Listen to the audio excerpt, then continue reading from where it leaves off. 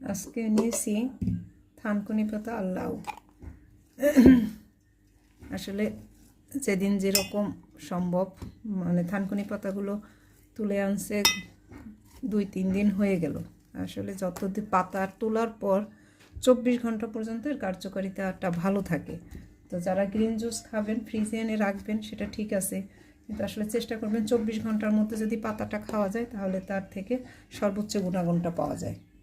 সবগুলো ব্লেন্ড করে নিয়েছি। এবার হচ্ছে এটা আমি রসটা আর কি বের করে নিচ্ছি। এর সাথে আজকে দিলাম আমি স্পিরিলুনা। আর স্পিরিলুনা আসলে এইভাবে খেতে বেশি ভালো লাগে, আর ভাত দিয়ে খেতে তো দারুণ লাগে। তিতিরের খুবই পছন্দ।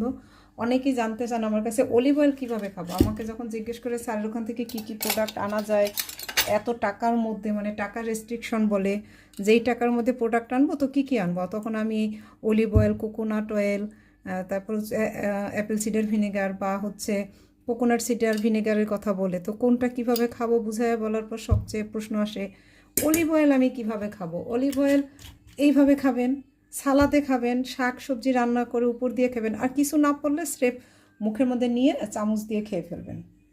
ব্লেন্ড করে নিচ্ছি। এরকম একটা রিফ্রেশ জুস সকালবেলা যদি খেয়ে বের হওয়া যায় কত শান্তি না। শরবতটা ঢেলে নিচ্ছি।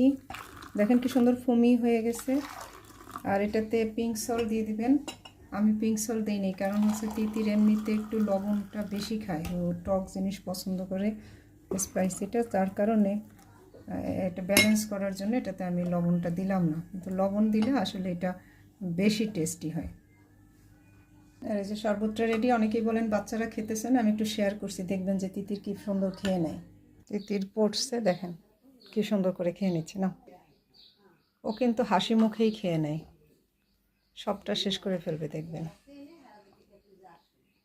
বাচ্চাদের এইভাবে খাওয়াবেন, এবং সকালবেলা 1 গ্লাস জুস মানে কেউ সারাদিন আর একটা ভালো জিনিস খেয়ে ফেললো, আমার মনের একটা শান্তি।